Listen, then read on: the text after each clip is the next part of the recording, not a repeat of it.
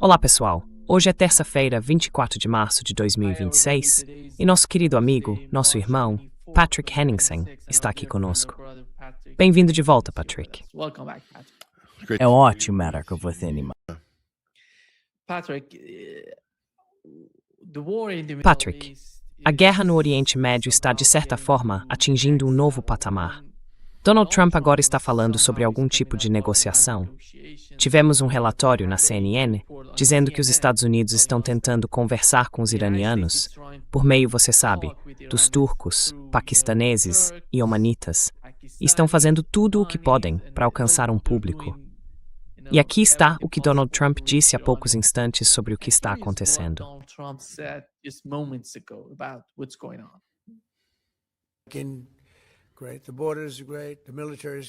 Ótimo. As fronteiras estão ótimas, as Forças Armadas estão ótimas. Estamos tendo, aliás, um sucesso tremendo, como você sabe, no Irã. Tivemos um na Venezuela e agora estamos tendo um no Irã. Eles não têm mais marinha, nem força aérea, nem equipamentos antiaéreos, nem radares, nem líderes. Todos os líderes se foram. Ninguém sabe com quem falar. Mas estamos, na verdade, falando com as pessoas certas. E eles querem fazer um acordo desesperadamente. Você não faz ideia de como eles querem fazer um acordo. E vamos ver o que acontece. Quero agradecer ao Pi. O trabalho que você está fazendo por lá é realmente incrível. Você e o general e todos os outros generais, coronéis, capitães, majores e todos os demais, certo? É algo perfeito, impressionante. Nós fabricamos o melhor equipamento militar do mundo. Agora vamos produzi-lo mais rápido. Queremos obtê-lo mais rápido. Mas fazemos o melhor do mundo. Estamos fazendo um ótimo chefe marido.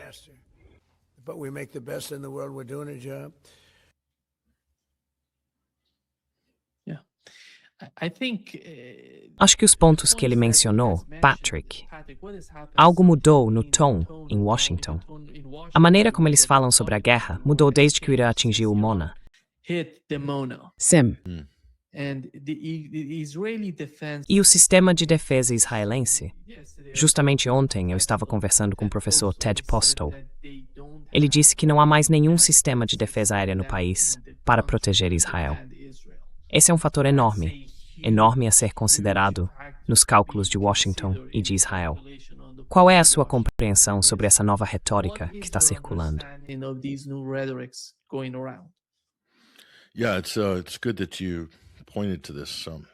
Sim, é bom que você tenha apontado isso. Eu faço muita análise de diálogo, tento decompor e analisar o diálogo, e também observar o tom, a psicologia por trás dele. E me parece que o Trump está tomando uma atitude evasiva agora.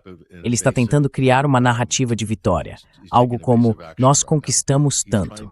Ele está repetindo todos esses pontos de fala padronizados. Nos livramos da marinha deles, nos livramos da força aérea deles, matamos todos os líderes deles. É um grande sucesso.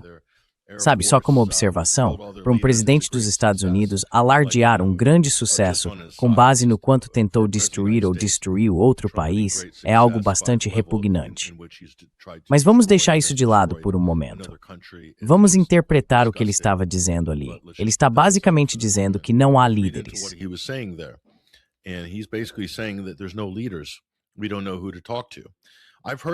Nós não sabemos com quem falar. Já ouvi isso antes. Não me lembro quem é que diz isso o tempo todo. Eu sei que é Benjamin Netanyahu. Essa é a tática israelense. Queremos negociar, mas não há ninguém com quem falar. São todos terroristas e nós já os matamos todos, basicamente. Então essa é a estratégia de Israel. Não se pode ter negociações se você matou a parte oposta da negociação, o que normalmente é o que Israel faz. E sai impune, porque tem o apoio dos Estados Unidos nisso. Agora, os Estados Unidos adotaram esse tipo de selvageria bárbara, esse tipo de diplomacia em nível medieval, se é que se pode chamar assim. Mas isso não é verdade. A liderança iraniana continua intacta, mas já declarou de forma muito clara, em várias ocasiões, que não vai conversar com os Estados Unidos.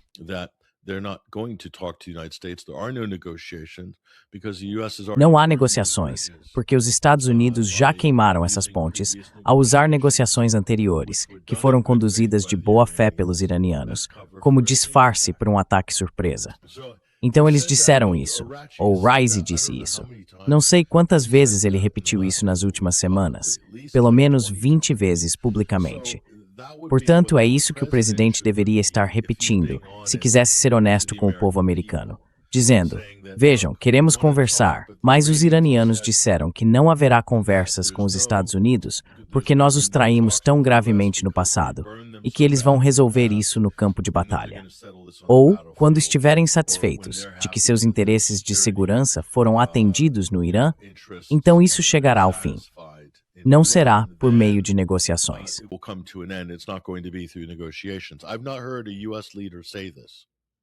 Nunca ouvi um líder dos Estados Unidos dizer isso, porque eles não sabem como vender essa ideia ao povo americano ou a um público ocidental, a de que uma potência supostamente fraca, inferior, está ditando os termos do acordo no final. Agora, pode-se discutir se o Irã vai ou não ser bem-sucedido nesses termos. Essa é uma questão em aberto. Está aberta a debate e discussão, e também não teremos uma resposta imediata, porque tudo indica que isso será um drama longo e arrastado, que pode se desenrolar ao longo de semanas, meses, quem sabe, talvez anos. Pode esfriar e pode reacender novamente quando os Estados Unidos e Israel se rearmarem, como fizeram há 8 meses, depois da Guerra de 12 Dias. Então isso pode fazer parte de um ciclo semelhante aqui. Mas os Estados Unidos não podem dizer, não podem admitir ao mundo que outra parte está ditando os termos. Simplesmente não podem.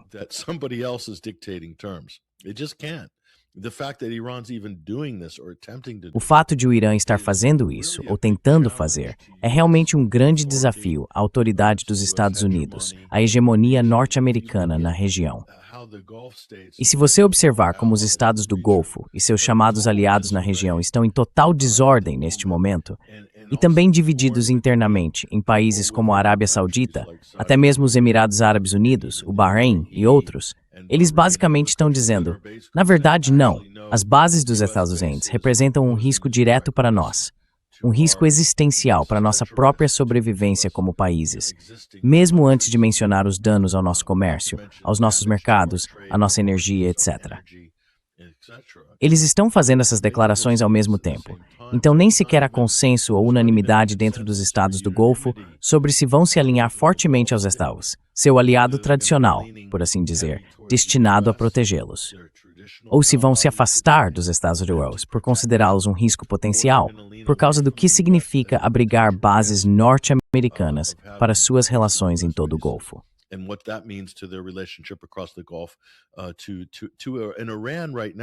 E o Irã agora, sim, pode-se dizer no papel que é fraco.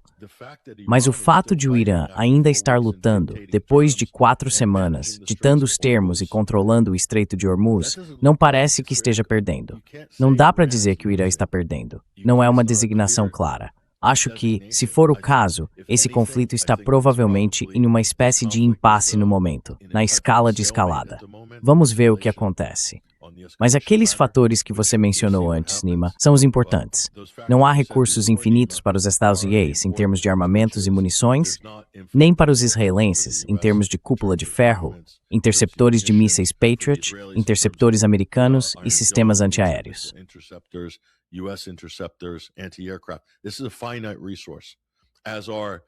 Este é um recurso finito, assim como ter um pacote completo de grupos de ataque navais, grupos de porta-aviões de ataque, todo o reabastecimento aéreo e a logística que acompanha isso. Isso não é infinito. Você não pode continuar fazendo isso. Isso não é a guerra contínua de George Orwell contra a Ásia Oriental. Isso não vai funcionar.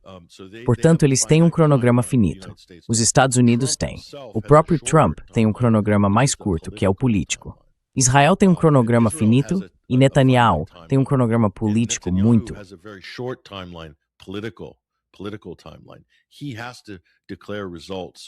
Ele precisa declarar os resultados, ou eles precisam encerrar isso, render-se, declarar vitória ou o que for.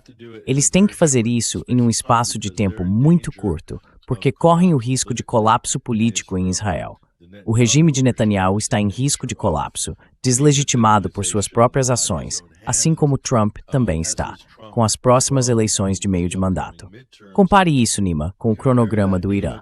O Irã está trabalhando com um cronograma curto, ou com um cronograma muito longo?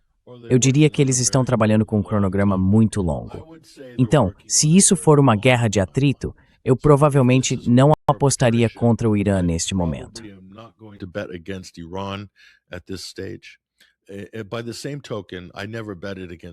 Pelo mesmo motivo, eu nunca apostei contra a Rússia na guerra por procuração na Ucrânia, porque é uma dinâmica semelhante. O apetite público por uma guerra impopular é limitado. Você tem uma janela de tempo restrita para alcançar seus objetivos militares ou políticos, se for o Ocidente, se for os Estados Unidos. Isso era verdade na Ucrânia, com aquela guerra por procuração, e é verdade aqui. De certa forma, os Estados Unidos estão usando Israel como uma espécie de procurador, mas o que estão fazendo é um falso procurador, como uma luta de duplas no wrestling. Policial bom, policial mau. Estamos conversando com os iranianos, diz Trump no Truth Social. E então, assim que ele diz isso, os iranianos respondem 2 horas depois: não estamos conversando com eles. E 1 hora depois, Israel ataca a infraestrutura energética e os Estados Unidos dizem: não fazíamos ideia de que Israel ia fazer isso.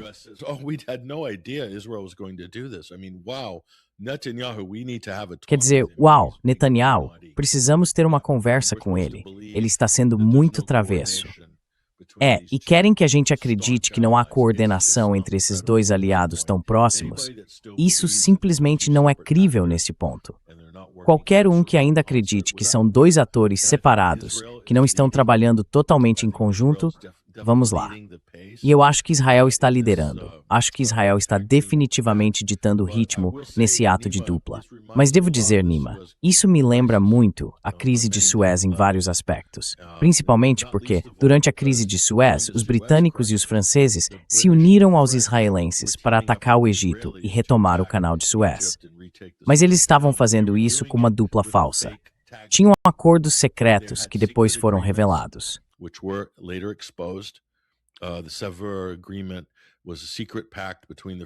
O Acordo de Sèvres foi um pacto secreto entre franceses, britânicos e israelenses, no qual eles usariam Israel como o principal cão de ataque e fingiriam contê-lo, enquanto manobravam seus ativos britânicos e franceses para, em última instância, dar um checkmate no Egito.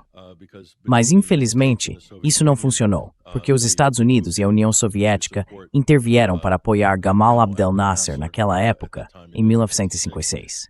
E o motivo pelo qual isso é significativo, em termos de comparação histórica, Nima, é que a crise de Suez marcou o fim do Império Britânico e o fim da dominação britânica no Oriente Médio e na Ásia Central. Momento em que os Estados Unidos assumiram o papel de superpotência líder, com a responsabilidade de tutela sobre a região.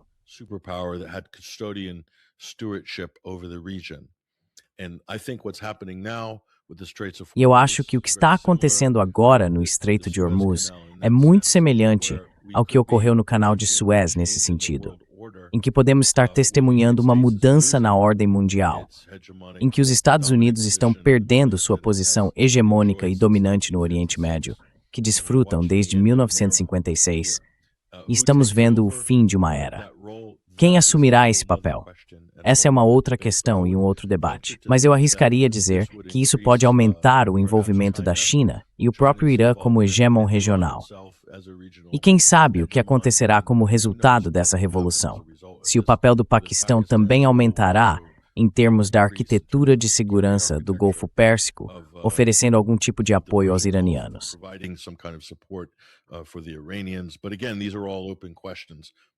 Mas, novamente, todas essas são questões em aberto. Eu diria que em ambos os casos, Suez e Irã, a guerra atual que estamos vendo mostra que uma mudança na ordem global está em andamento por causa desse conflito. Ela começou por razões semelhantes e está sendo conduzida de maneira parecida. E o fiasco, o fracasso, se acabar sendo um fracasso dos Estados Unidos e de Israel, mostra que eles ainda não aprenderam algumas das lições da história. Se você realmente analisar a dinâmica da crise de Suez, isso já daria uma outra discussão inteira. Poderíamos fazer um programa inteiro só sobre isso.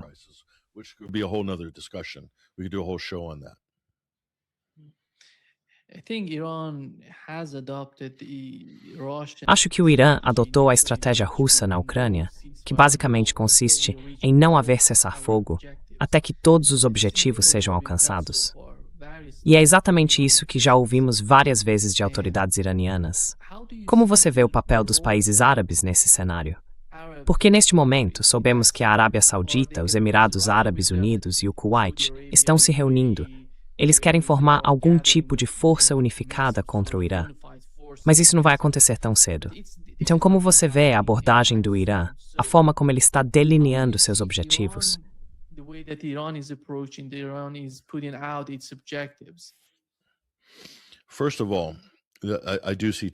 Antes de tudo, eu realmente vejo conversas. E a maior parte disso é provocação, aliás. É provocação vinda do Ocidente e de Israel. Eles estão tentando provocar os árabes do Golfo na mídia, basicamente no espaço político, dizendo que, bem, você sabe, o Irã pode ter tido os países do Golfo ao seu lado antes, mas depois do que os iranianos acabaram de fazer, simplesmente não faz sentido porque eles iriam virar os estados do Golfo contra si mesmos, e que esses poderiam se juntar à luta contra o Irã. Duvido muito que os estados do Golfo venham a participar de qualquer tipo de ação militar contra o Irã, pelo simples motivo de que isso basicamente daria ao Irã o sinal verde para começar a desmilitarizar a Arábia Saudita e a desmilitarizar os Emirados Árabes Unidos. E o Kuwait é apenas uma base dos dados do ex, assim como o Bahrein. E não sei se deixei alguém de fora. Você não precisa ir ao Kuwait. A resistência iraquiana.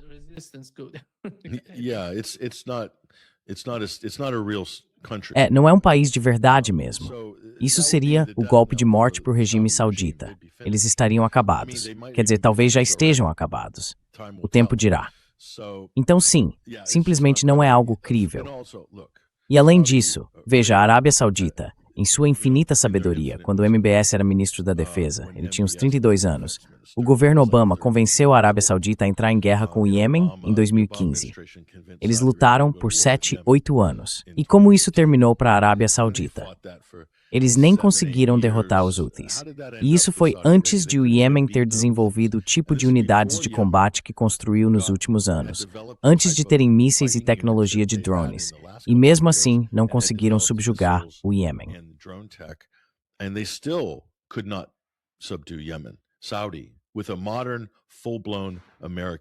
A Arábia Saudita, com um exército moderno, totalmente equipado pelos Estados Unidos e com pessoal americano basicamente conduzindo a guerra por eles, ainda assim não conseguiu derrotar os iemenitas.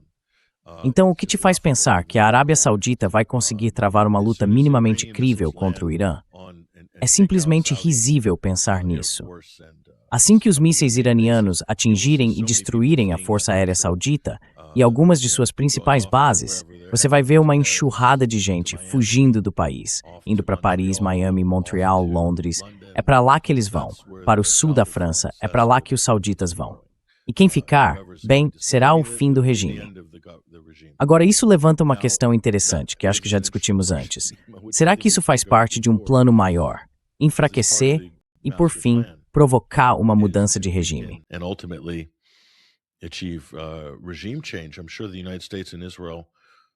Tenho certeza de que os Estados Unidos e Israel podem estar considerando essa possibilidade. Talvez o Irã também possa se beneficiar disso. Vamos ver. Mas para mim, isso é uma consequência natural do que estamos vendo agora. Se o regime do Catar não conseguir extrair lucros significativos do seu setor de gás nos próximos 5 anos, sinceramente, não acho que ainda haverá uma família real lá em 5 anos. Na verdade, não acho que vá sobrar muita coisa no Catar em 5 anos. Quero dizer, de onde virá o dinheiro? Não vai ser do turismo. Simplesmente não consigo entender como esses estados do Golfo ainda seguem a linha dos estadunidenses depois do que aconteceu nas últimas 4 semanas. Se eles são tão incompetentes e não têm coragem de enfrentar os Estados Unidos depois das últimas 4 semanas, então acho que estão acabados.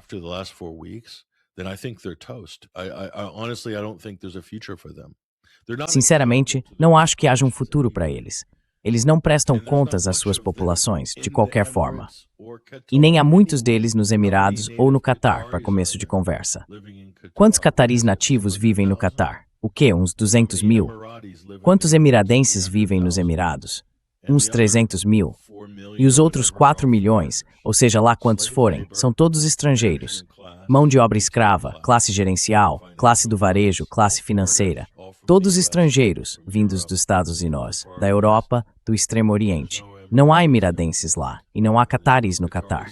Então, com o que estamos lidando aqui? O que exatamente são esses países, além de postos avançados glorificados dos Estados Unidos, e talvez paraísos fiscais isentos de impostos para lavagem de dinheiro e outros tipos de finanças offshore?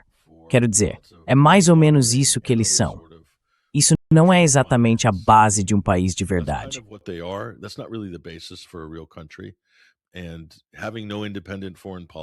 E não ter uma política externa independente, nem sequer conseguir defender seus próprios interesses básicos, não é um bom sinal para o seu futuro a longo prazo. Então, eles deveriam estar muito preocupados. Quanto mais essa guerra durar, e considerando que sua infraestrutura energética e suas economias serão danificadas em certo grau, eles não conseguirão demonstrar ou exibir o tipo de generosidade a que estão acostumados, o que é muito ineficiente. Isso significa que eles têm mais dinheiro do que precisam, e por isso conseguem fazer coisas que países normais não conseguiriam. Nem precisam pensar a respeito.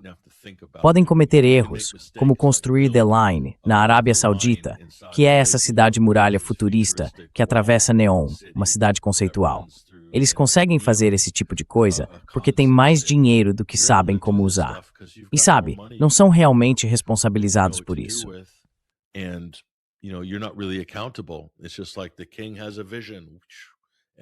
É como se o rei tivesse uma visão. MBS tem uma visão. Vamos todos embarcar na dele. Ele é tão visionário, esse MBS, sabe? Basicamente é isso que é a Arábia Saudita. Eu não acho que isso vá continuar acontecendo na região. Acho que a região mudou agora, no último mês. Não acredito que ela vá voltar a esse conto de fadas de civilizações falsas no deserto que são completamente insustentáveis, financeiramente, economicamente e politicamente. Essa é a realidade, e o Irã expôs isso. Então, ou se alinham com a realidade do Golfo, ou acho que estão acabados. Eventualmente vão desaparecer. Pode levar 1 ou 2 anos, talvez 3, 4 ou 5, mas não acho que veremos esses mesmos regimes no futuro, no ritmo atual. A menos que se adaptem. A menos que se adaptem à nova realidade. Aí talvez tenham uma chance de sobreviver.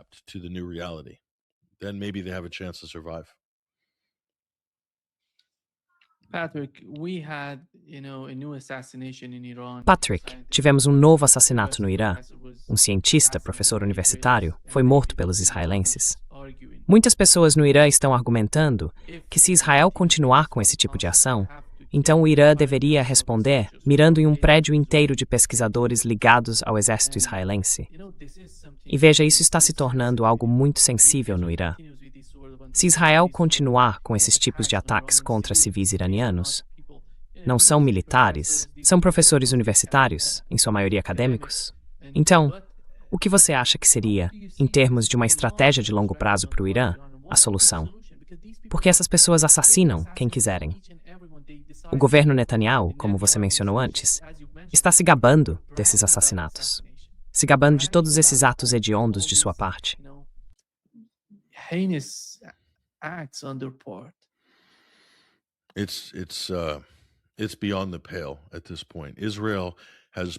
Isso já ultrapassou todos os limites neste ponto. Israel provou ao mundo que é um regime criminoso e desprezível, com um nível de selvageria e barbárie absoluta em exibição. Quero dizer, basicamente, sim, vamos matar todo um bloco de apartamentos para atingir um único acadêmico ou cientista, porque queremos eliminar os líderes intelectuais nas áreas de STEM no Irã, já que eles podem estar ajudando no programa de energia nuclear civil. E, portanto, estamos justificando matar um número ilimitado de mulheres e crianças ao redor. E chamaremos isso de dano colateral. E não nos importamos, Israel.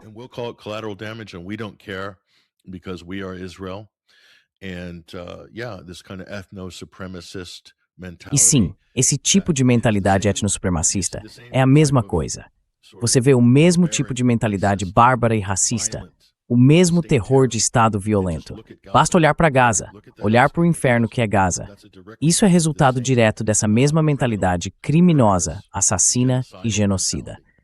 Esse é o problema com o Estado de Israel. E o problema é que os Estados Unidos apoiam isso. Os Estados Unidos sustentam isso. Eles endossam todas essas ações de Israel porque compartilham dos mesmos valores que Israel. É uma mentalidade profundamente enraizada, racista, anti-muçulmana, anti-árabe, anti-Oriente Médio e anti-Ásia Central. Anti-Arab, anti-Middle Eastern, anti-Central Asian. E isso é apenas, para mim, se você realmente parar e observar, não mudou muito desde a era colonial. E, francamente, se voltarmos ainda mais, desde as cruzadas, é infelizmente a mesma mentalidade. É uma mentalidade eurocêntrica, racista e etno-supremacista. E eles a disfarçam com religião para vender a ideia de que são de alguma forma superiores, quando na verdade estão cometendo os crimes mais hediondos contra a humanidade diariamente. Quero dizer, olha o que os israelenses estão fazendo no Líbano agora. Ninguém se importa. Ninguém tem uma palavra a dizer sobre eles. Eles podem simplesmente matar, mutilar, saquear e cometer genocídio por toda a região. E ninguém na Europa tem coragem de se manifestar.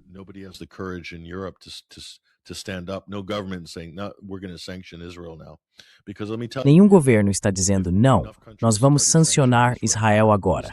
Porque deixe-me te dizer, se países suficientes começassem a sancionar Israel, você veria as coisas desacelerarem bem rápido. Mas eles não têm coragem de fazer isso, por vários motivos. Ou estão sendo cooptados, subornados, chantageados, vai saber. Mas os resultados são bem claros de se ver. E a outra parte lamentável disso é que demonstra que o Irã está conduzindo sua guerra de forma diferente. Desde o início desse conflito, e se voltarmos à guerra de 12 dias, podemos voltar às verdadeiras promessas 1, 2, 3, 4. Israel ataca civis impunemente e ainda se gaba disso.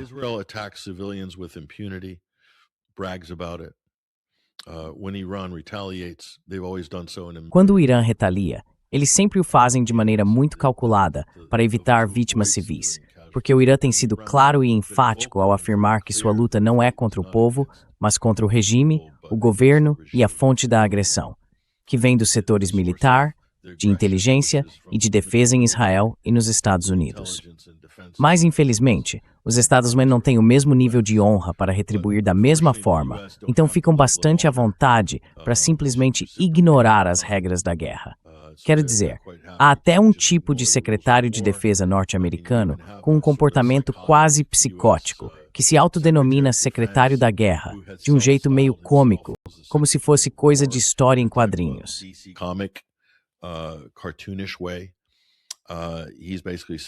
Ele basicamente está dizendo que precisamos nos livrar das, abre aspas, regras de engajamento estúpidas para que nossos combatentes possam aplicar o máximo de letalidade, certo? Precisamos libertar nossos combatentes. Eles nem chamam mais seus soldados de soldados.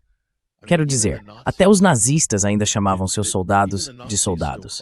Mas os azuis estão rebatizando seus soldados como combatentes. Isso foi longe demais até para Goebbels. É assim que a administração americana e o establishment militar estão perdidos neste momento. Eles estão tão imersos em sua própria espécie de fantasia delirante, achando que podem bombardear e matar até alcançar a vitória agora, porque essa é a única estratégia discernível que sai de Washington.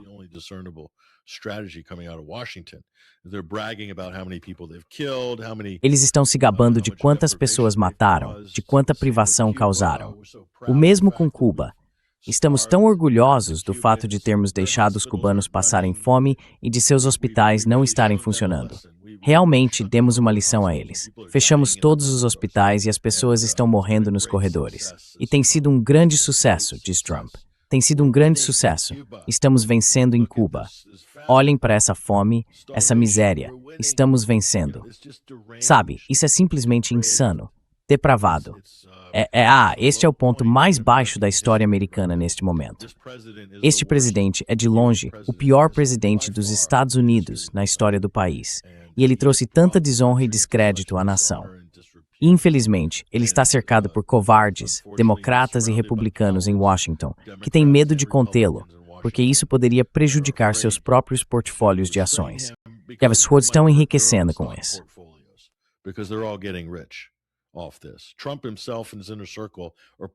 O próprio Trump e seu círculo íntimo estão apostando no preço do petróleo. Olhe para o mercado de ações S&P. Ele sobe quando Trump tuita.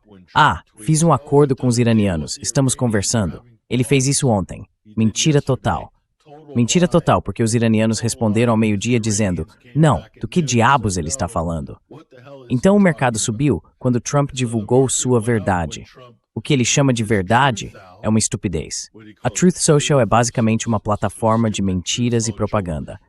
Mas Trump publica aquilo, e ele sabe que o mercado vai reagir. Todos os seus amigos em Wall Street já fizeram suas opções de compra.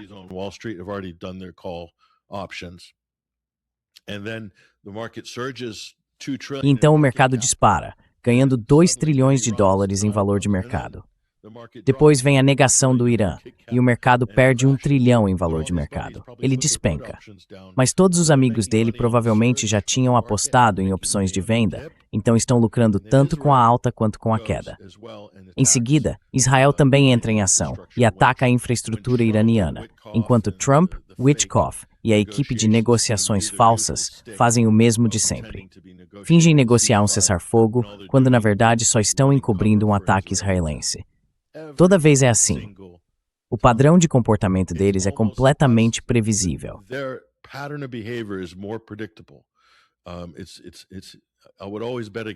Eu sempre apostaria contra eles, da mesma forma que apostaria contra Jim Cramer e a CNBC sempre que ele dá uma dica sobre o mercado de ações. Quero dizer, sempre vá contra o Cramer e você se sairá bem nos mercados. Esse é o velho ditado. É a mesma coisa com esses 2 operativos israelenses.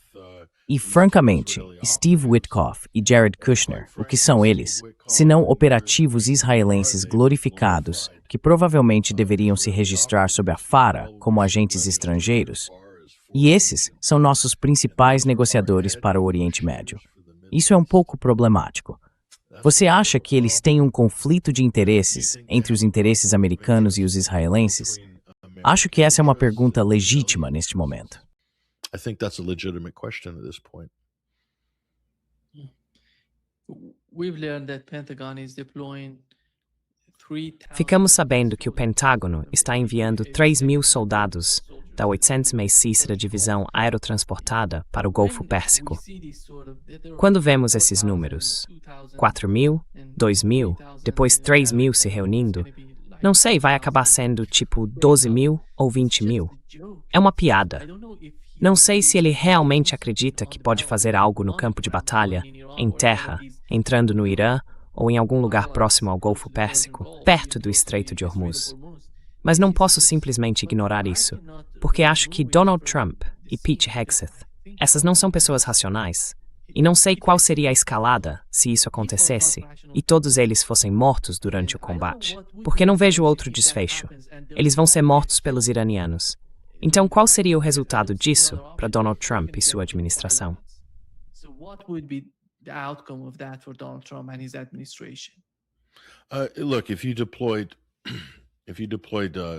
Olha, se você mobilizar 4.000 soldados da 806ª Divisão Aerotransportada e Texas Rangers, ou o que for, se você enviar esses fuzileiros para a ilha de Karg, para tentar retomá-la, para ocupar a ilha de Karg, ou o que quer que seja, você vai ter pelo menos uma fatalidade a cada 10. Isso significa que haverá 4.000 jovens soldados americanos mortos. Mas o que você precisa entender sobre a mentalidade desta administração é a falta de firmeza. Isso é Marcus Crassus. Esse é o Trump. Ele vai pegar os soldados americanos mortos e usar isso como grito de guerra para escalar ainda mais o conflito. Essa é a mentalidade com a qual estamos lidando aqui, com este regime em particular, e o grupo de falcões de guerra, lunáticos e oportunistas, entre os quais Trump está cercado pelos maiores de todos os oportunistas.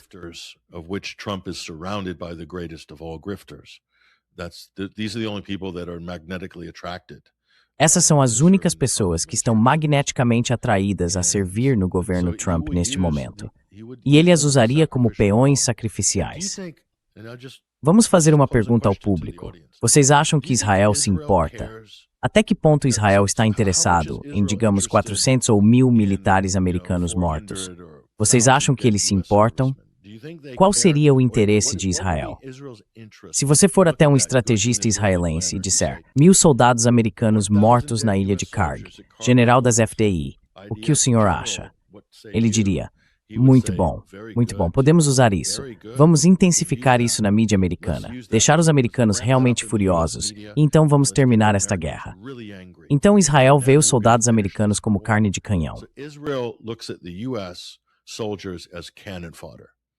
And every US serviceman and E officer, todo militar, oficial e general dos Estados Unidos precisa entender que esse é o papel que desempenham. Esse foi o papel que desempenharam no Iraque.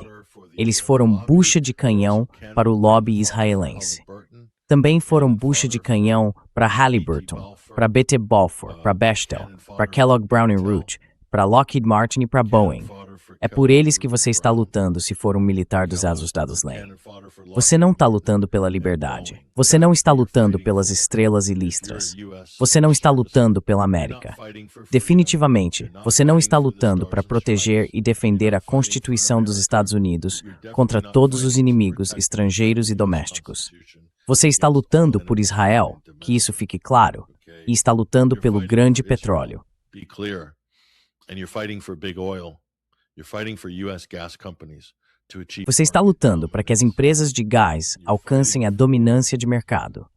Você está lutando pela Palantir, pela Big Tech, pela OpenAI. Você está lutando por Sam Altman. É por ele que você está lutando. Você está lutando por Elon Musk para que ele possa ganhar outro $1 trilhão na próxima década. É por essas pessoas que você está lutando, porque é essa máquina que está movendo a política dos Estados Unidos neste momento. Entre o lobby de Israel e o complexo militar industrial americano, é por eles que você está lutando. É por eles que você vai morrer, no fim das contas. Isso não tem nada a ver com liberdade americana ou com proteger os Estados Unidos. Absolutamente nada. Então tenha isso em mente, porque essa equação não vai mudar. That equation ain't going to change. But what the US is trying to do, and Mas o que os Estados Unidos estão tentando fazer, e dá para ver isso na retórica, especialmente com o ataque de bandeira falsa em Diego Garcia, que parece ser falso, é distorcer a narrativa para dizer: "Ahá, o Irã tem mísseis balísticos intercontinentais de longo alcance que podem alcançar a costa dos Estados Unidos. Agora é uma ameaça iminente ao território americano. E, portanto, precisamos intervir. E agora temos um motivo para lutar. Depois de iniciar a guerra, depois de bombardear o Irã, matar civis iranianos, destruir sua infraestrutura, assassinar seus líderes, não conseguiríamos dar ao povo americano uma desculpa decente para termos lançado essa guerra não provocada. Mas agora, depois de 4 semanas, finalmente temos essa justificativa. Eles atiraram em Diego Garcia, nossa base no sul do Oceano Índico. they fired at Diego Garcia, our base in the southern Indian Ocean. Well, it's very clear the evidence suggests that Bem, está muito claro que as evidências indicam que o Irã não fez isso. Foi um ataque de bandeira falsa. Foi lançado pelos israelenses, pelos próprios Estados Unidos ou por uma terceira parte. Mas definitivamente não foi o Irã. Essa foi a melhor tentativa deles de fabricar uma história de que o Irã representa uma ameaça ao território americano. E fizeram o mesmo com o Reino Unido, porque Diego Garcia é compartilhada entre britânicos e americanos. Há apenas cerca de 100 militares britânicos estacionados lá, em comparação com milhares de militares dos Estados Unidos. Mas os britânicos usaram isso para pressionar o primeiro-ministro britânico, a imprensa belicista, como o Telegraph, e parte da imprensa direitista de Murdoch. Eles estão pressionando Keir Starmer, dizendo que ele está encobrindo o ataque a Diego Garcia. Keir Starmer is covering up the attack on Diego Garcia. This means that Iran has struck British E isso significa que o Irã atingiu interesses britânicos. Eles fizeram a mesma coisa com o que parece ter sido um ataque de bandeira falsa a Rafi Akrotiri, no Chipre, que muitos inicialmente acharam que era um ataque de drone iraniano, mas as evidências mostram claramente que não era. Mas a imprensa britânica usou isso para arrastar o Reino Unido para a guerra. Então, quem se beneficia com isso? Israel se beneficia com isso. Mas foi exatamente isso que eles fizeram, Nima, em 2003. Eles disseram que para levar o Reino Unido à guerra, quando você olha para a campanha de propaganda, especialmente na imprensa sensacionalista, que era dominada pela News Corporation e pela imprensa de Murdoch na época, eles precisavam de uma narrativa para afirmar que Saddam Hussein representava uma ameaça ao Reino Unido. Caso contrário, seria difícil fazer com que o Reino Unido fosse, entre aspas, ombro a ombro com os americanos.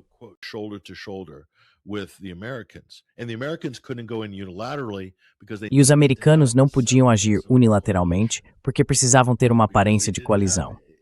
Eles não tinham apoio internacional da França e de outros grandes países europeus que simplesmente não aceitavam a guerra do Iraque em 2003. Então, o que fizeram foi inventar uma história de que Saddam Hussein tinha mísseis Scud que poderia lançar em 45 minutos ou menos, potencialmente atingindo uma base da RAF em Chipre. Essa foi a manchete que dominou a mídia britânica naquela semana. 45 minutos ou menos, Saddam está mirando na Grã-Bretanha. E foi basicamente com base nisso.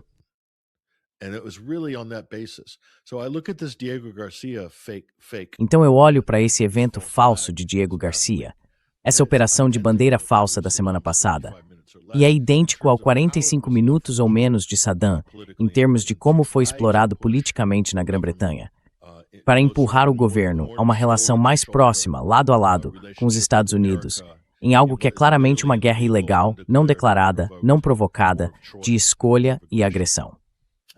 Vou tentar interpretar isso aqui e dizer que é novamente como a crise de Suez, Nima. Você sabe, a crise de Suez, Anthony Eden era o primeiro-ministro britânico na época e essa foi sua ruína, essa operação. Ela o destruiu, foi o fim de sua carreira e foi o fim do Império Britânico. Então foi uma dupla fatalidade para o Império Britânico.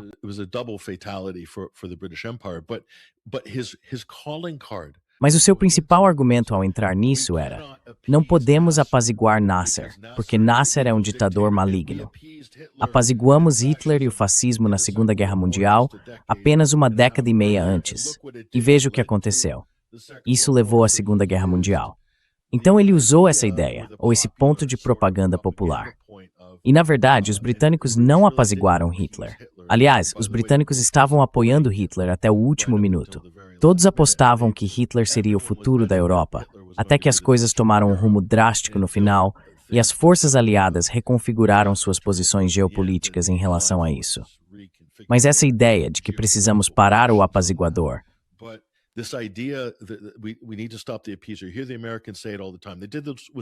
você ouve os americanos dizerem isso o tempo todo. Eles fizeram isso com Saddam. Não podemos apaziguar Saddam. Ele é um ditador brutal. É o novo Hitler. Usaram esses clichês. É a mesma coisa que estão fazendo agora. O que eles fizeram de forma muito inteligente foi ressuscitar o velho argumento do apaziguamento, dizendo que se não agirmos, isso levará a uma guerra mundial. É por isso que devemos agir agora. Foi exatamente o que os britânicos fizeram em Suez. E depois fazem o mesmo com o Irã. O argumento nos Estados Unidos é que o Irã é o principal patrocinador estatal do terrorismo. Isso é o equivalente histórico, em termos de propaganda, a não devemos apaziguar Hitler novamente, basicamente. Mas a afirmação de que o Irã é o principal patrocinador estatal do terrorismo não é verdadeira.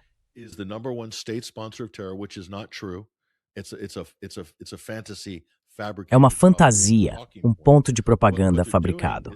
O que eles estão fazendo é tentar empurrar o Irã para dentro da guerra global ao terror, um enquadramento propagandístico pós-11 de setembro que o Ocidente mantém há 25 anos. E ao fazer isso, cria-se o impulso: precisamos agir agora, porque não queremos ver outro 11 de setembro. Essa é a progressão psicológica subjacente por trás dessa propaganda. É por isso que ela é eficaz e por isso podem explorá-la politicamente nos Estados Unidos. Se é verdade ou não, é irrelevante. Se há ou não evidências de que o Irã é o principal patrocinador estatal do terrorismo, basicamente, isso é o que dizem os Estados Unidos israelenses, é porque qualquer um que resista a Israel, seja o Hezbollah no sul do Líbano, a Guarda Revolucionária Iraniana ou o Hamas, recebe esse rótulo. O Hamas está sob ocupação ilegal de Israel, de acordo com a ONU e as resoluções palestinas. As palestinas.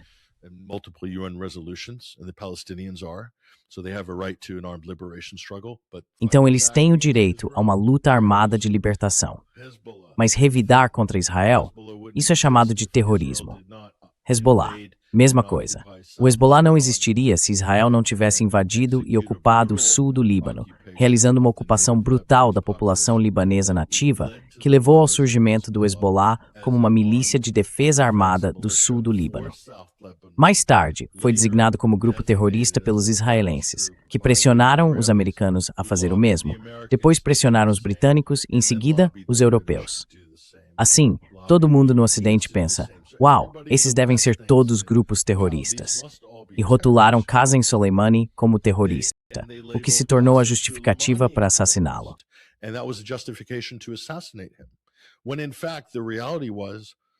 Na verdade, a realidade era que os Estados Unidos e o Ocidente estavam armando, apoiando e fornecendo suporte militar e de inteligência logística à Al-Qaeda e suas afiliadas em todos os lugares, e também afiliadas do ISIS e possivelmente ao próprio ISIS, que estavam invadindo e desestabilizando a Síria por mais de uma década. Essa é a realidade. E quem estava lutando contra a Al-Qaeda e o ISIS na Síria e no Iraque? Qasem Soleimani, as forças Quds iranianas, o Hashd al-Shaabi e as milícias xiitas. Eles estavam lutando em seu próprio território para expulsar uma invasão estrangeira de terroristas jihadistas que eram armados e apoiados pelos Estados Unidos e seus aliados, e financiados pelo Catar, pela Arábia Saudita e pelos Estados do Golfo. Portanto, os verdadeiros patrocinadores estatais do terror, em uma escala sem precedentes na história, são os Estados Unidos e seus aliados, sendo os Estados Unidos de longe neste maior nethcawrdi.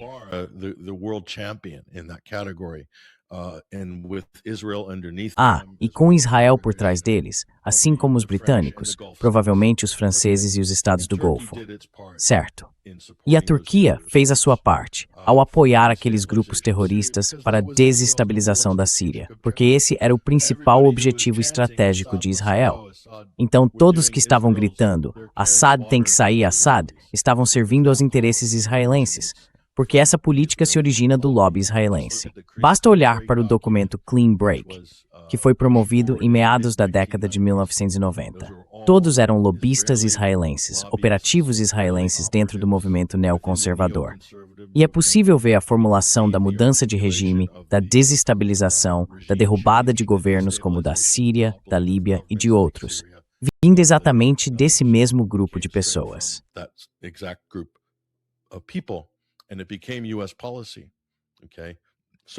E isso se tornou uma política dos Estados Unidos, o que inclui o apoio a procuradores terroristas. Então, novamente, o que estou fazendo é apenas desconstruir todo o edifício da propaganda política ocidental usada para enquadrar os eventos que estamos vendo no Oriente Médio e para demonizar um país como o Irã, quando na verdade a realidade é o oposto do que os americanos, os israelenses e os britânicos estão apresentando. E eles fazem isso para justificar seu próprio tipo de generosidade criminosa, crimes de guerra, crimes contra a humanidade e também o roubo descarado de recursos. Enfim, Nima, me desculpe, mas já dei palestras sobre propaganda em nível universitário, então é um tema sobre o qual tenho muito conhecimento e paixão.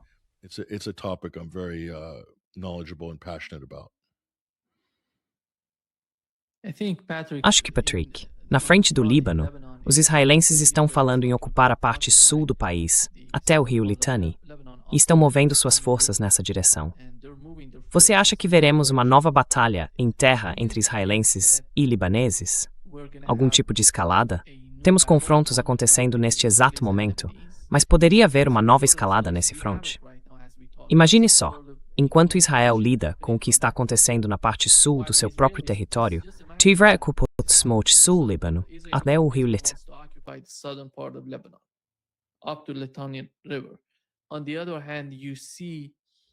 Por outro lado, você vê autoridades israelenses pedindo desesperadamente, como você mencionou, a operação de bandeira falsa em Diego Garcia, pedindo desesperadamente que os europeus entrem na luta porque eles não querem lutar contra os iranianos. Eles querem que os europeus lutem contra o Irã. Eles querem que os Estados Unidos lutem contra o Irã. Eles querem, sabe, que esses estados árabes se envolvam. Eles fizeram de tudo. Você se lembra de quando a guerra começou? O ataque ao Azerbaijão, o ataque à Turquia, os ataques ao Omã, eles fizeram de tudo para manipular a situação.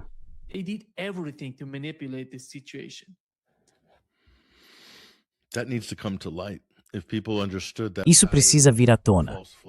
Se as pessoas entendessem esse padrão de operações de bandeira falsa e manipulação, do qual os israelenses basicamente têm escapado até agora, ninguém os responsabilizou, além de pessoas na mídia independente que estão apontando o óbvio. Não há qualquer preço a ser pago pelos israelenses.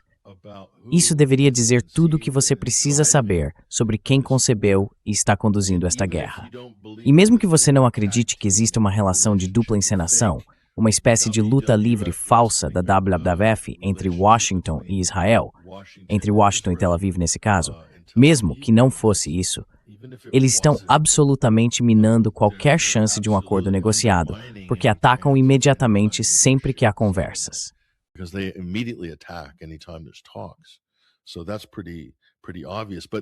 Isso é bem óbvio, mas os Estados Unidos também querem atrair os países europeus para ajudar a abrir o Estreito de Hormuz. O que eles realmente estão fazendo é tentar colocar forças navais europeias lá, tropas europeias lá, colocar um grande alvo sobre eles e depois usar isso, ou quaisquer possíveis baixas europeias, para mobilizar a Europa e a OTAN. Assim, podem se alinhar com os Estados Unidos e Israel e arrastá-los para essa guerra. Era só isso que Trump tentando fazer. Aliviar a pressão, trazendo alguns atores europeus adicionais. E ele os insultou. Ele os envergonhou.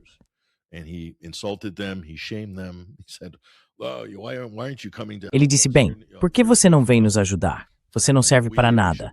E não deveríamos ter ajudado vocês na Ucrânia. Mesmo que os Estados Unidos tenham começado a guerra na Ucrânia por conta própria. De novo, o mesmo padrão.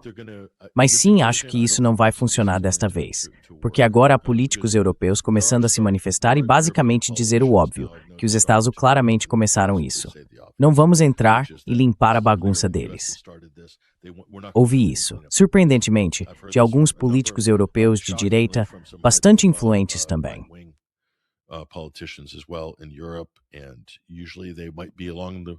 Normalmente eles poderiam estar acompanhando o esforço de guerra, mas não desta vez. Isso não é um bom sinal para Trump e Israel se eles esperam atrair os europeus. Acho que a OTAN saiu, eles tinham uma missão no Iraque, e acho que recuaram por esse motivo.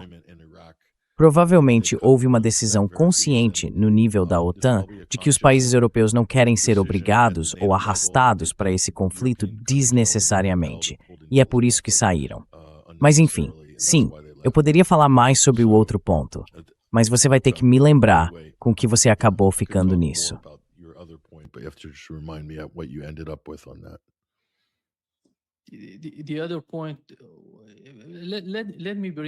O outro ponto. Deixe-me levantar outra questão, Patrick. É a questão interna, você sabe, as dinâmicas nos Estados Unidos quando se trata do apoio a Donald Trump.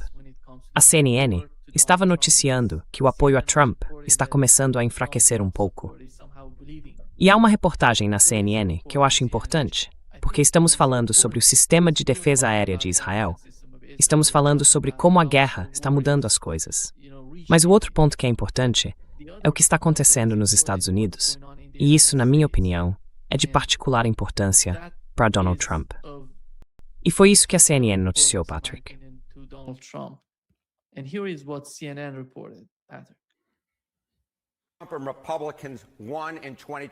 Os republicanos venceram em 2024 por causa do apoio dos eleitores do sexo masculino. A única maneira de eles vencerem, dado o fosso de gênero neste país, é com o apoio dos homens. E os homens estão abandonando Donald Trump. Veja só, isso revela tudo. Certo, a posição de Trump entre os homens. Em novembro de 2024, ele venceu Kamala Harris entre eles por 13 pontos. Por 13 pontos. Veja onde ele está agora em sua taxa líquida de aprovação. Está caindo. É uma mudança de 20 pontos afastando-se de Donald Trump. Neste momento, ele está 7 pontos negativos entre os homens. Acho muito difícil para os republicanos se saírem bem neste ciclo de meio de mandato se Donald Trump estiver em baixa entre os homens. Como meu tio escreveu uma vez, onde estão os rapazes, onde estão os homens? Eles estão em baixa quando se trata de Donald Trump. Certo, isso é em relação aos homens em geral, mas e quanto aos jovens que foram realmente influentes? Sim, jovens. Claro, houve uma mudança enorme em direção a Donald Trump de 2020 para 2024 entre os jovens. E veja bem aqui. Uau! Ai, Homens com menos de 25 anos em relação a Trump, ele os venceu em 2024 por 5 pontos. Veja onde ele está agora. A taxa líquida de aprovação caiu bastante, chegando a menos 19 pontos. Isso é quase o quê? Quase uma mudança de 25 pontos contra o presidente dos Estados Unidos. Quando se trata de homens com menos de 45 anos, aqueles que haviam mudado sua lealdade para o Partido Republicano estão vendo o que o presidente está fazendo. E eles vão então que está estranhando é sua divergência presidentes. Homens menos com menos de 45 anos. o que é especificamente que quem gosta?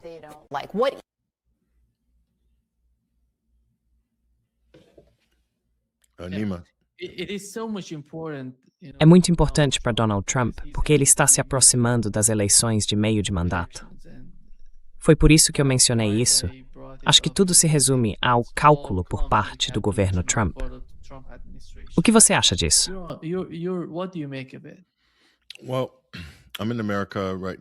Bem, estou na América agora. Estou aparentemente em um estado republicano, o Arizona. E já estou ouvindo os velhos camaradas. Nós os chamamos de velhos camaradas. São aqueles conservadores, armamentistas, defensores da Segunda Emenda, populistas do MAGA, certo?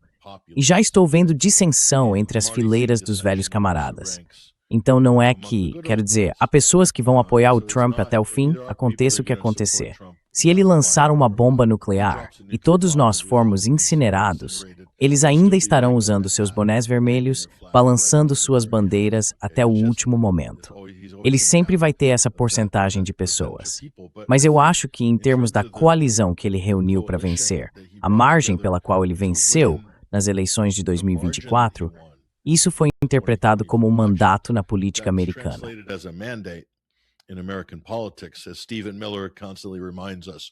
Como Stephen Miller nos lembra constantemente, nós vencemos as eleições. E eleições têm consequências. O povo americano escolheu este presidente para ir e, você sabe, bater e atirar em pessoas nas ruas de Minneapolis. Essa é a linha do partido dos Stephen Millers do mundo. Mas a realidade é que aqueles números de pesquisa que você mostrou ali, eles nunca vão reconquistar essas pessoas. Aqueles da geração Z, os millennials, os jovens homens, eles não vão voltar para Trump. Você conversa com os jovens, eles estão enojados com ele. E essas são pessoas que o teriam apoiado apenas 18 meses. Por quê? Porque ele os traiu a todos. Porque ele fez campanha de um jeito e agora está fazendo exatamente o oposto do que prometeu na campanha. E ele nunca teria conquistado todos aqueles eleitores independentes de outra forma.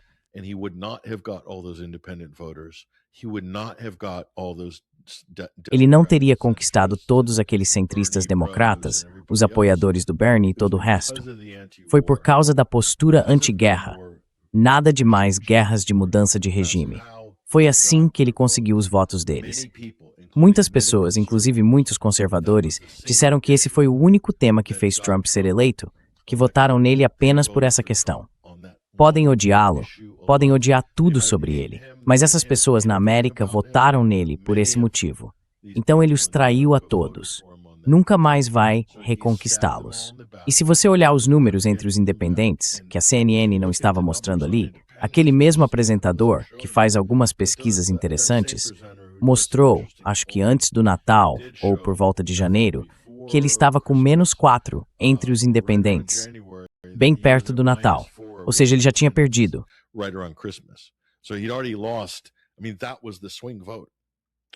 Quer dizer, aquele foi o voto decisivo. Todos os estados pêndulo com aquelas margens minúsculas e todo o cinturão da ferrugem. Michigan, Wisconsin. Todos são independentes, populistas independentes. E eles votaram. A questão da guerra provavelmente foi uma das principais para eles. Então ele os perdeu. Nunca vai recuperá-los. Eles não conseguem reconquistá-los para as eleições de meio de mandato. Já era. Todas essas bases eleitorais que Trump basicamente perdeu no último mês e meio, ele nunca vai recuperá-las. Eles vão fazer campanha contra ele. Muitos deles com quem tenho conversado, conheço republicanos agora que estão mudando para o Partido Democrata só para poder votar contra os belicistas.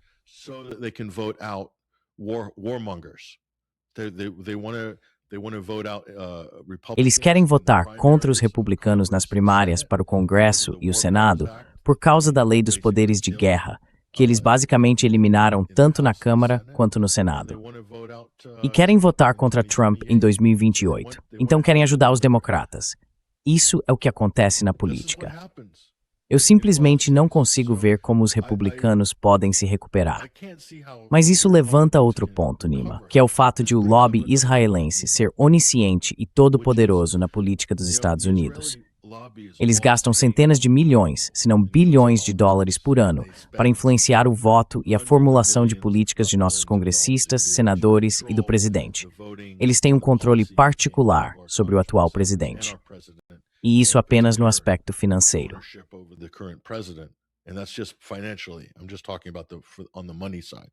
Estou falando apenas do lado financeiro.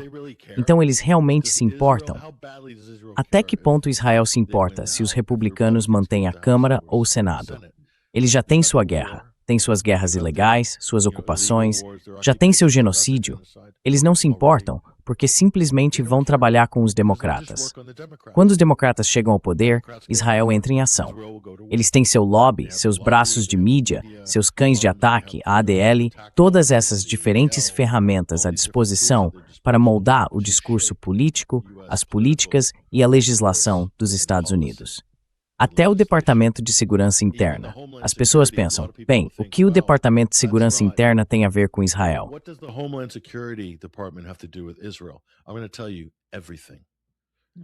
Vou te contar tudo, tudo relacionado a Israel. E então, é claro, um total pró-Israel foi colocado lá, tirado do Senado dos Estados Unidos, acredito eu.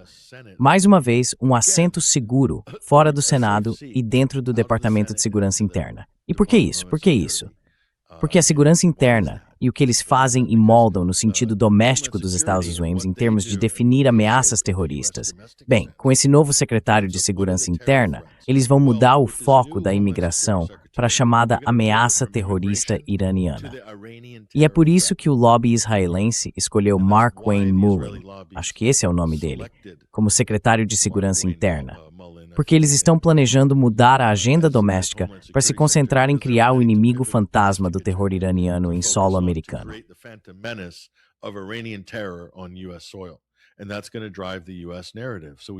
E isso vai moldar a narrativa dos Estados Unidos. Então, talvez tenhamos outro cenário parecido com o de 11 de setembro em breve, cortesia dos nossos bons amigos do Planejamento Central. Quem sabe? Mas é isso. Qualquer um poderia ser secretário do DHS. Você poderia escolher alguém da Patrulha de Fronteira, das Forças Armadas dos Estados Unidos. Por que tirar alguém de um escritório? Mas todas as nomeações de Trump para o gabinete vêm da Câmara e do Senado, porque é aí que Israel exerce controle, ao longo de toda a carreira de cada representante na Câmara e de cada senador. Desde o momento em que eles entram na campanha, o lobby israelense está em cima deles como cola e os mantém por toda a carreira.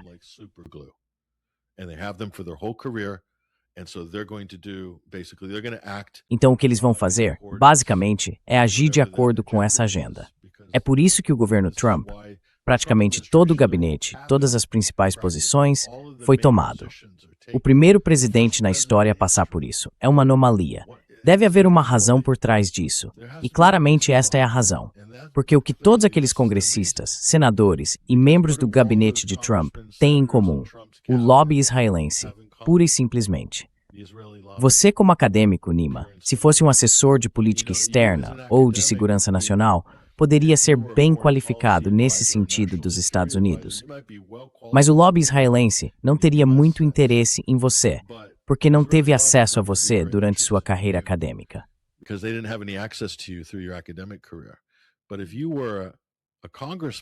Mas se você fosse um congressista em seu 6º mandato, aí a história seria diferente.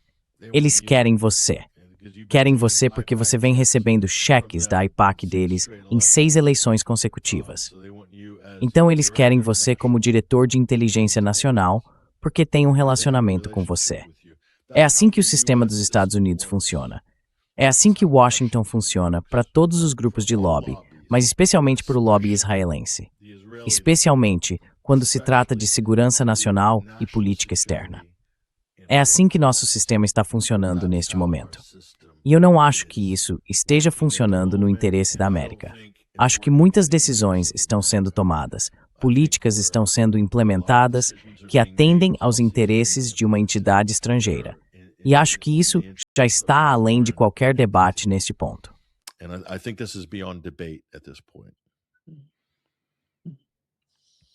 Muito obrigado, Patrick. Como sempre, aprendemos muito.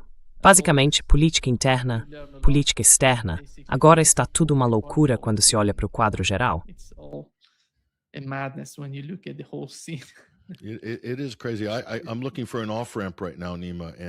É uma loucura. Estou procurando uma saída agora, Nima, e é muito, muito difícil encontrar uma. Mas foi exatamente sobre isso que estávamos alertando há semanas e semanas. Dissemos que isso não terminaria de forma fácil, rápida ou boa. E todas as coisas sobre as quais você e seus convidados nós mesmos também temos alertado e comentado desde pelo menos janeiro estão realmente acontecendo. E tudo que a professora Miranda havia alertado de forma muito explícita e continua alertando há muito tempo, está acontecendo. Então não é com prazer que vemos isso se desenrolar. E eu não sei. Não sei como as coisas vão se desenrolar, mas é uma situação incrível. Exatamente. Obrigado, Patrick. Até breve. Obrigado, Nima.